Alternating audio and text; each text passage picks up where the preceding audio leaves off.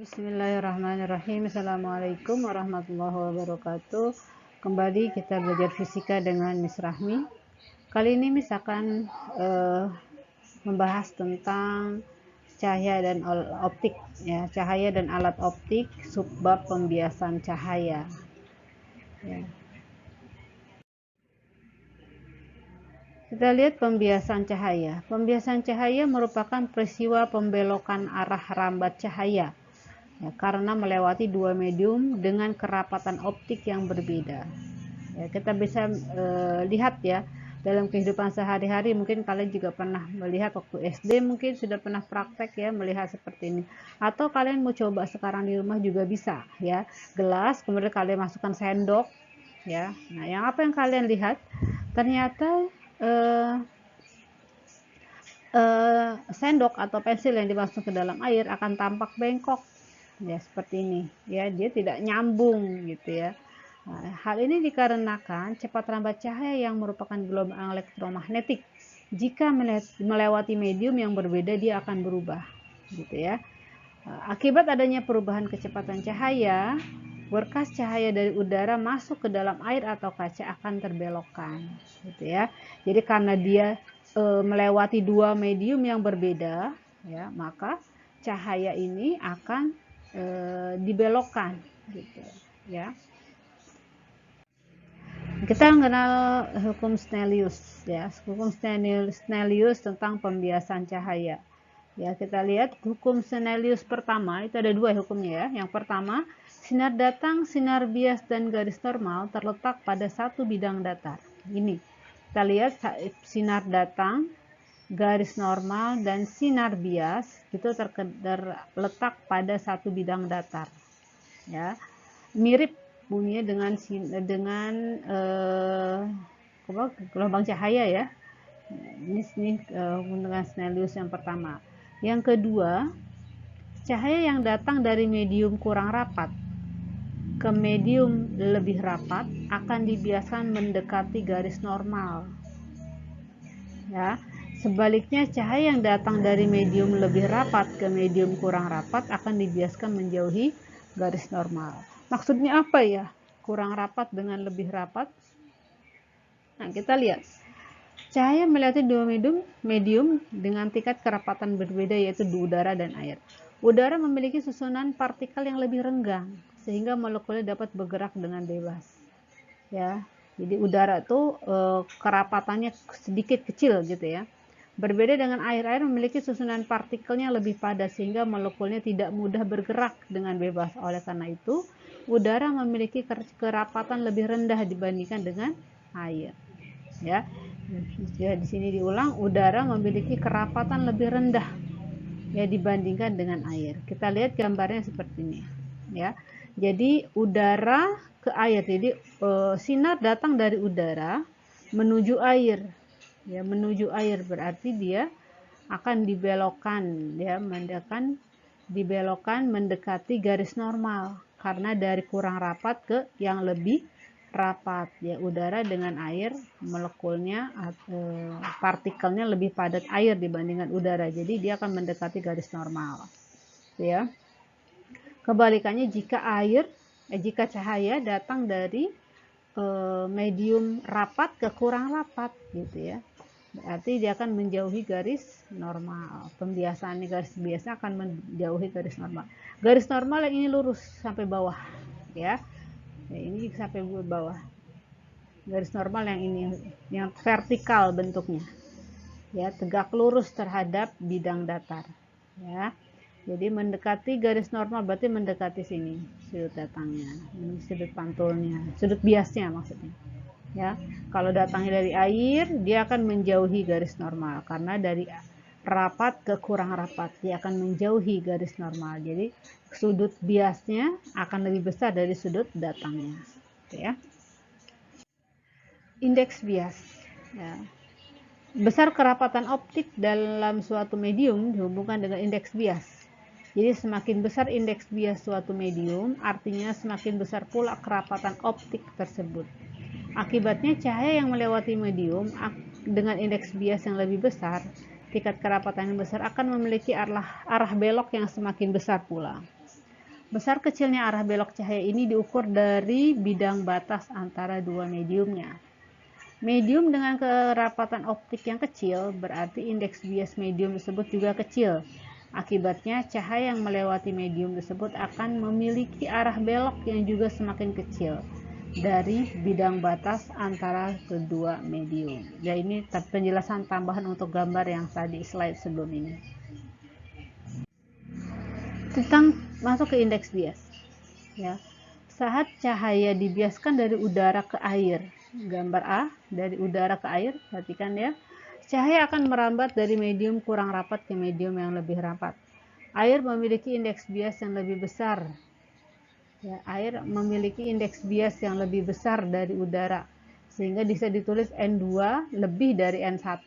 Ya, N2-nya air, N1-nya udara. Ya. Sehingga arah belok cahaya dari udara dari bidang batas dua medium juga besar gitu ya. Oleh karena itu cahaya akan dibiaskan dan dibelokkan mendekati garis normal ya. Jadi ini sudut sinar datangnya ya dari udara ke air ya. Nah, dia akan membentuk sudut yang besar gitu ya, karena sini indeks biasnya lebih besar daripada indeks bias udara. Indeks bias airnya lebih besar dari udara, jadi dia membentuk sudut yang besar sehingga dia mendekati garis sinar biasnya mendekati garis normal gitu ya.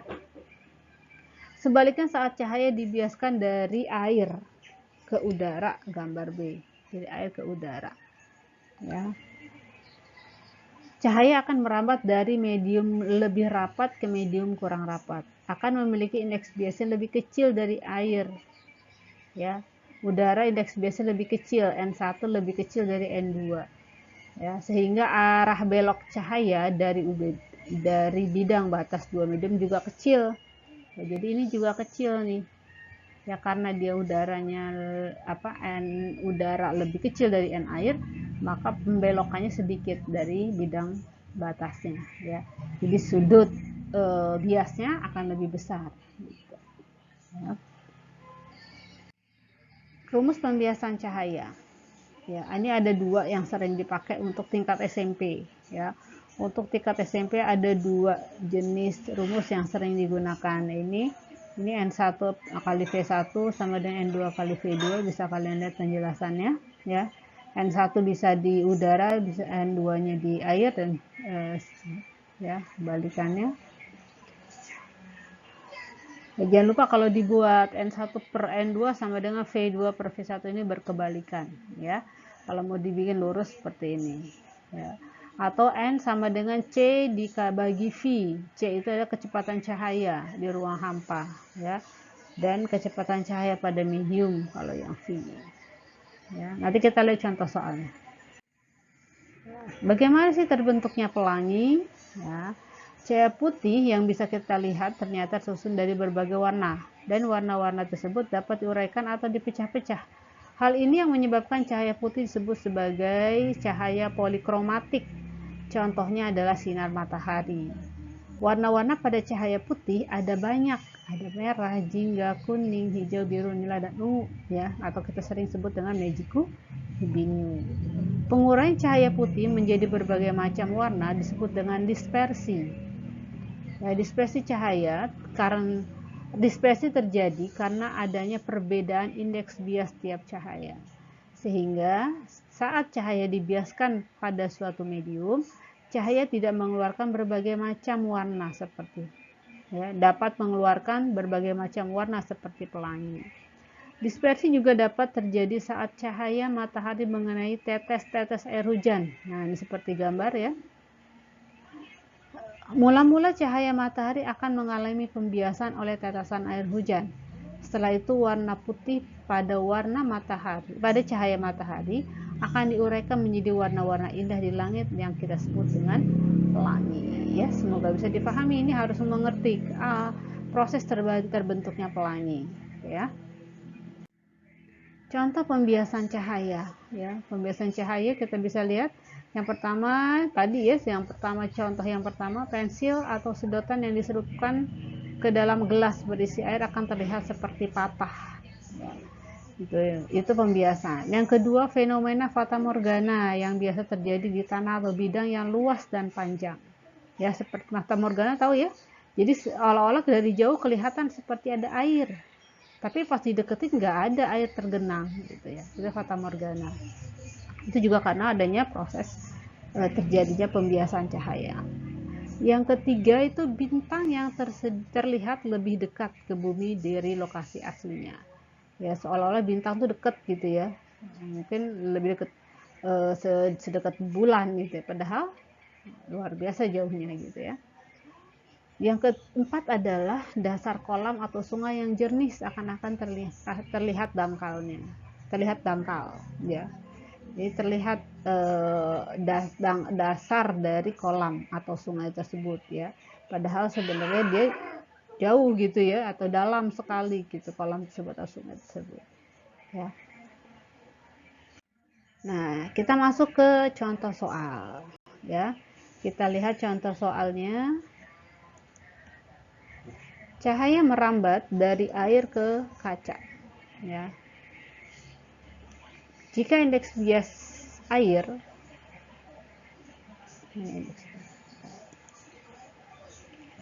diketahuinya,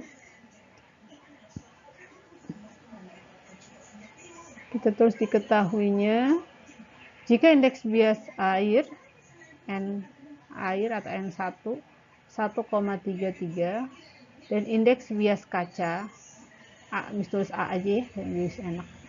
Kaca itu sama dengan 1,54 ya. Maka hitunglah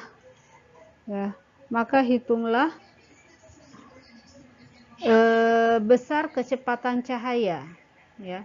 Besar kecepatan cahaya di kaca jika diketahui kecepatan cahaya di air. Nah, kecepatan cahaya di air berarti VA itu 2,25 kali 10 pangkat 8 meter per sekon. Yang ditanya adalah cepat rambat di kaca berapa gitu ya.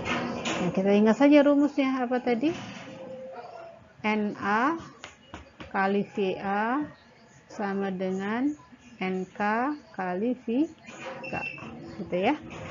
Udah, yang ditanya VK kan, udah kita tinggal NA kali VA dibagi NK sama dengan VK. Ini masukkan angkanya. NA nya 1,33 dikali VA nya 2 kali 2,25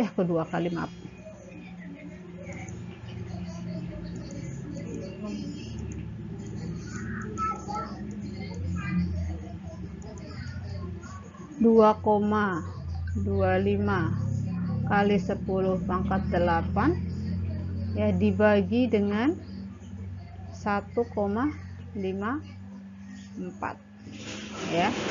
Kamu bisa mungkin bisa ada yang bisa disederhanakan, nggak ada ya, langsung aja kita kalikan 1,33 kita kali dengan 2,25 ya, kemudian dibagi dengan 1,54, maka hasilnya adalah 1,94 kali 10 pangkat 8 ya, satuannya meter per sekon gitu.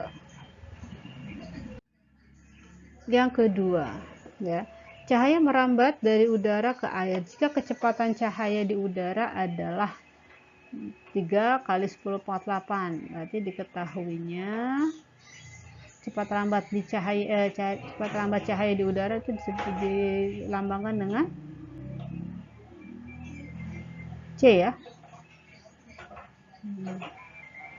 C nya 3 kali 10 pangkat 8 ya. Indeks bias air atau N 4/3. Yang ditanya adalah cepat rambat cahaya di air, berarti V nya berapa. Udah, apa rumusnya? N sama dengan C dibagi V. Ya, kita masukkan. Kalau nyari V berarti apa nih? Kalau nyari V sama dengan C dibagi N, gitu ya. Nah, kita masukkan C-nya 3 kali 10 pangkat 8 per 4 per 3. Ya, atau 3 kali 10 pangkat 8 dikali 3 per 4. Gitu ya. Jadi 9 per 4 kali 10 pangkat 8. Ya. Jadi berapa nih? Ya. Jadi V-nya cepat rambat di air, cahaya di air itu sekitar 2,25 kali 10 pangkat 8 meter per sekon. Gitu. Nah, ini contoh latihan soalnya. Ya, silakan kalian kerjakan ya. Pahami soalnya baik-baik ya. Mudah-mudahan kalian bisa mengerjakannya. Ini nomor 1 dan ini nomor 2 ya, silahkan dicoba. Selamat belajar, mudah-mudahan bisa dipahami dengan sebaik-baiknya. Assalamualaikum warahmatullahi wabarakatuh.